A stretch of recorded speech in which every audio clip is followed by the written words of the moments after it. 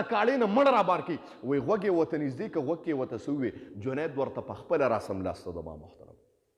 وی چې زه راسملاستم په ما باندې خلکو لعنتونه ووې زه خلکو وشرمولم ډېر چې یو ډانډ یې راپاڅېده او جنید یې وپرځو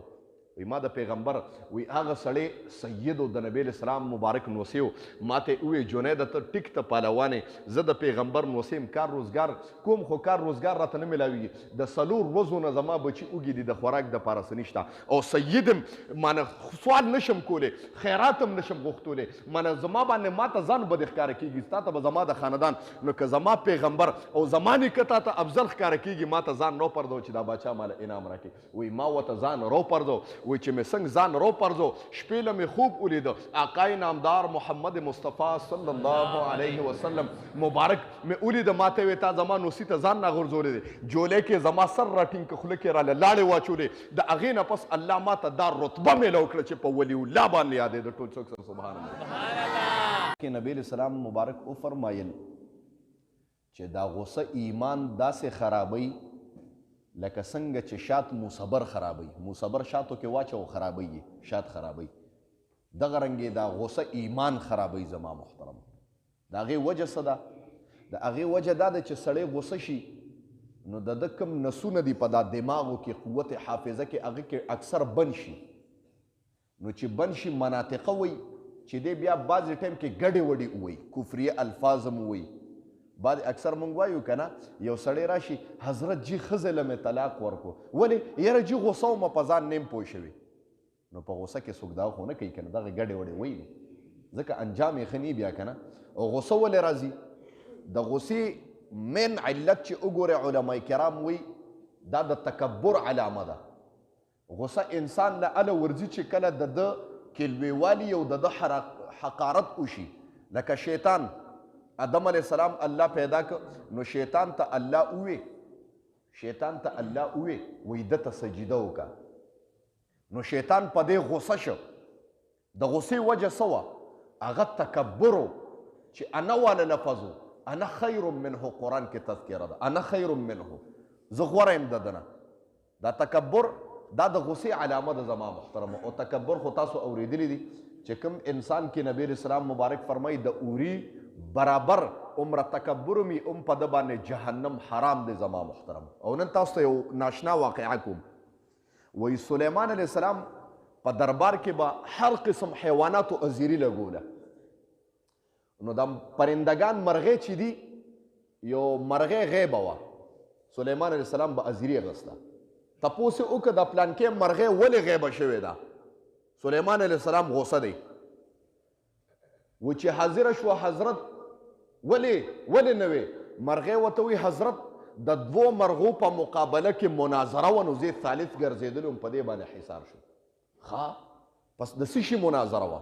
وی یو مرغې بلې ته وی چې خوله افضله ده او دې بلې ورته وی چې نه د ډک او د سماتي ځای افضل دی په دې مناظره وه وی ښه دا خو ډېره عجیبه خبره ده چې یو وی خوله افضله ده او بل وی د ډک او د سماتي ځای افضل دی تاسو خو نور پوهېږئ پښتو کې نور نشم ویلی وی ښه وی دلایل دواړو سوي وي حضرت دلایل هم ډېر قوي وي چا چې وی د ډک او د سماتي د بولو ځای افضل دی نو هغې مرغې ورته دلیل دا وی چې یاره دې کې ښکتهوالی دی او ښکتهوالي علامه د عاجزۍ ده نو دا افضل دی او هر چې خوله ده نو خوله هر وخت بره بره کېږي د تکبر بوی ته خیږي او تکبر الله ته نه خوښېږي ځکه ته د ډک او د سماتي ځای غوره دی دا ورته هغې دلیل ووی وی دې خولې والا ورته څه دلیل وی وی دې خولې والا ورته وی چې خوله افضل ده دې مرغې ورته وي ځکه چې په دې خوله باندې د الله ذکر کیږي او په کوم شی چې د الله ذکر کیږي ظاهره ده او دا لاندې ځای چې ته یادې نو په دې خلک ګندګي غورځوي نو اوس تو ووایه ګندګۍ والا ځای غوره دی که نه خوله غوره ده نو دې ورته وی ښه وی هغه بلې مرغې وی هغې ولې حضرت ډېر ناشنا جواب ورکړه وی څه جواب یې ورکړه هغې ورته وی چې ته چې د کومې ګندګۍ خبره کې نو دا ګندګي په یو لوټه اوبه باندې هم پاکېږي لیکن د خولې نه چې کله د کفر ګندګي وځي هغه په لوټو نه په سمندرونو هم نه پاکیږي پته ولګېده چې لاندې ځای افضل دی هغه زر پاکیږي او د خولې ګندګي چې کفریات ترې روځي انسان طلاقونه خوري قسمونه خوري د خدای باندې کفر معنی کنزل کوي صحابو ته انبیاو ته ګستاخي کوي دا کفر او ګندګي د لاندنۍ ګندګۍ نه ډېره عظیمه ده پته ولګېده چې لاندنۍ ځای افضل دی هغه وایي ښه نو بیا دې پکې فیصله څنګه وکړه اوس توجه کوئ دې خبرې ته زما محترم د تکبر خبره کوم وی فیصله دې څنګه وکړه مرغۍ هم ډېره هوښیاره وه وی ما وله داسې فیصله وکړه که ادبی با ادبی که دا خولۍ با ادبی ادبي پکې نو دا افضل ده او که ادب پکې نی په دا خوله کې اناب شناب غپیږي اسې علماو پسې هم غاپي هلکه بزرګانو پسې هم غاپي جومات مدرسې پسې هم غاپي څوک چې علم پسې لګیا وي زه وایم دا لګیا نه دی دا غاپي د سپو اسې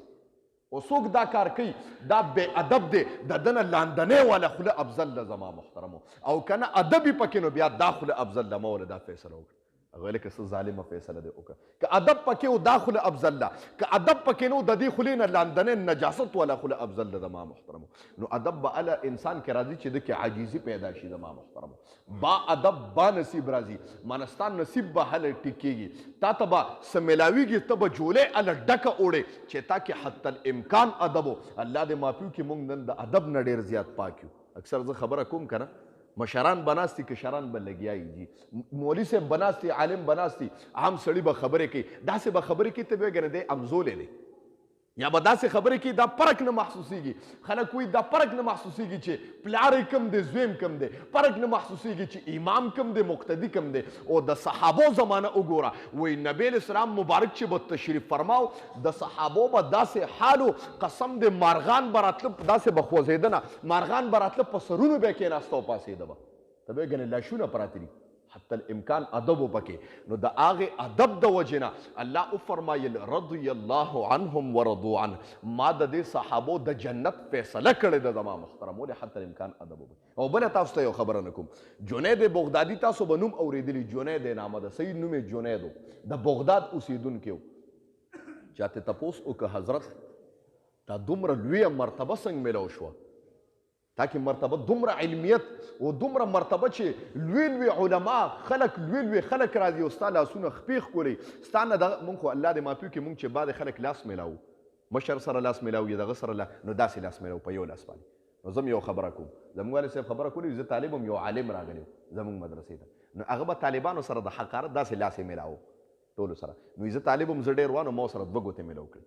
وایي چې دا کار مې وکړه هغه ته احساس وشو وایي زموږ محتمم ته وایي چې ستاسو کې یو طالب دی هغه ما سره دوه ګوتې مې راوکړې زما بېعزتي وکړه وایي ته یې په شکل پېژنې وایي زه کېنولم زموږ والد صاحب زه طالب وم وایي چې راوستم دفتر ته یې راغوښتم ما ته وایي دا ولې دا کار دی کړی زموږ د استاد وایي ما ورته چې حضرت دا عالم دی طلبا دله ډېر په مینه او په شوق باندې راځي او دې دا داسې لاس میلاوي ما ستاسو د استادانو نه اورېدلي چې التکبر مع المتکبرین واجب څوک چې تکبر کوي تم ورسره تکبر وکړه چې احساس ورته وشي د دوه ګوتې میلاولې داسې لاس میلاو ما ورسره دوه ګوتې میلاولې چې ده ته احساس وشي یو سړی د سره یو لاس میلاوي ورسره یو لاس میلاو که دا د ما خپله دا ایمان دی ګورم یو سړي ته که یو لاس را سره میلاوي لاس ورسره میلاوم که دوه را سره میلاوي دوه سره میلاوم که غاړه را سره میلاوي سینه ورسره میلاوم دا د ما ایمان دی او تاسو ټولو ته ویم دا عقیده ځکه یو سړی به بعض کره ته به یو سړی مالداري هغه به تا سره یو لاس میلاوي ته به ورسره دوه میلاو کې د هغه زړه کې به راشي ما سره مال دی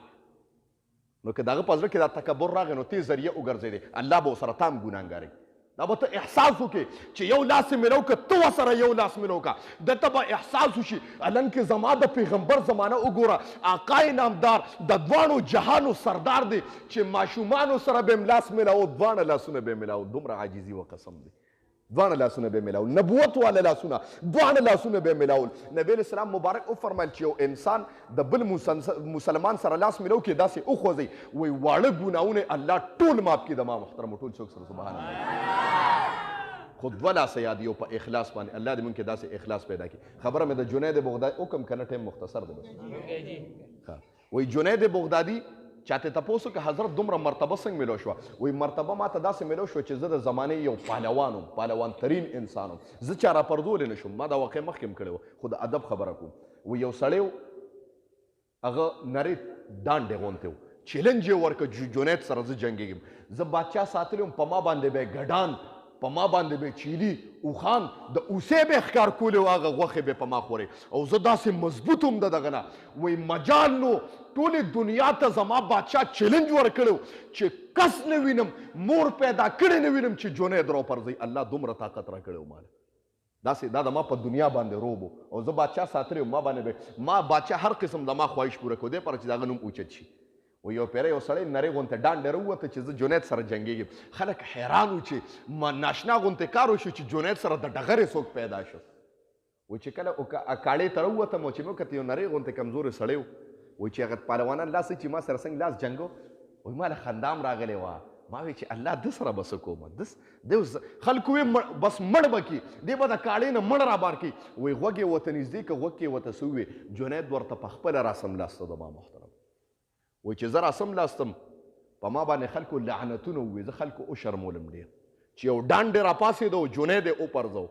وی ما د پیغمبر وی هغه سړی سید و د نبی اسلام مبارک نوسی و ما ته ووی جنید ته ټیک ته پهلوانې زه د پیغمبر نوسی یم کار روزګار کوم خو کار روزګار راته نه میلاویږي د څلور ورځو نه زما بچي اوږي دي د خوراک دپاره څه نشته او سید یم مانه سوال نشم کولی خیرات هم نشم غوښتولی مانه زما باندې ما ته ځان بد ښکاره کېږي ستا ته به زما د خاندان نو که زما پیغمبر او زما نیکه تا ته افضل ښکاره کېږي ما ته ځان راوپرځو چې دا باچا ماله انعام راکړي وی ما ورته ځان راوپرځو وی چې مې څنګه ځان راوپرځو شپې له مې خوب ولیده آقای نامدار محمد مصطفی صلی الله علیه وسلم مبارک مې ولیده ما ته وی تا زما نوسي ته ځان راغورځولی دی جولۍ کې زما سر راټینګ که خوله کې راله لاړې واچولې د هغې نه پس الله ما ته دا رتبه میلو کړه چې په ولی الله باندې یادېده ټول څوک سره سبحان الله ادب یې وکړه ځان یې راوپرځو کنې دغه ټایم کې سړی غوسۍ چې یو ډانډې سړی ما ته راووته لیکن غصه یې دباو کړه او الله وفرمیل څوک غصه دبوي غصه سکي پهلوان هغې ته نه وایي چې بل راوپردي پهلوان هغې ته وایي چې غصه درشي او ځان دباو کې دې ته چې کوم دی نو پهلوان وایي په حقیقت کې الله دې موږ وساتي تکبر او د غصې نه حدیث ته غوږ کېږدی ان الغضب بېشکه غصه چې ده لیفسد الایمان خامخا فاسدی ایمان لره کما یفسد الصبر لکه څنګه چې فاسدی مصبره العسلا شاتو لرا څنګه چې مصبر شات خرابوي داسې غصه ایمان خرابوي ښه الله دې موږ د ناجایزه غصې نه وساتي وایي امین جی کتاب راکړه امین الحمدلله رب العالمین الله موږ چې کوم درس ولستو خدای خپل دربار الهي کې قبول او منظور کړي د دې درس په برکت باندې حاضر مجمع ته خدای په نظر د رحمت او شفقت خدای وګوري الله په نظر د محبت او الفت ته خدای وګوري الله ستا رضا ته راغلي دي ستا در ته راغلي دي خدای د زړونو کې څه قسم شري مقاصد دي الله د خپل در نه پوره کړي ماشومان دي خدای په وړو وړو کوکې باندې ستا د پیغمبر او ستا نوم علي الله تا ته ډېر محبوب دي تا ته ډېر خوښیږي الله په مستقبل کې ته با عمل عالمان حافظان قاریان مفتیان ته خدای جوړ کړي د دې کلي دپاره خدای یو سرمایه او برکت خدای وګرځي کم چې نوجوانان دي خدای د خپل ځان او د دین سره دین اسلام سره خدای وابسته کې په خپل پیغمبر او په خپل ځان باندې خدای مین کې کم چې د دې کلي سپینګیري دي بزرګان دي خدای عمر کې برکت واچي د دې برکات د کلي دپاره قایم او دایم خدای وساتي څوک چې دا درس اوري خصوصا زما خویندې میندې خدای د هغې څه قسم شري مقاصد دي الله د خپل در نه پوره کړي د هغې د عزتونو د لپټو خدای محافظ شي الله د هر قسم آفات او بلیاتو نه وساتي دا کتاب د دې مجلس لپاره د جنت ته دننه کېدو ټیکټ او سبب خدای وګرځي د دې په برکت باندې حاضره مجموع خدای دا کاروباریان دي الله د کاروبار کې خدای برکت واچي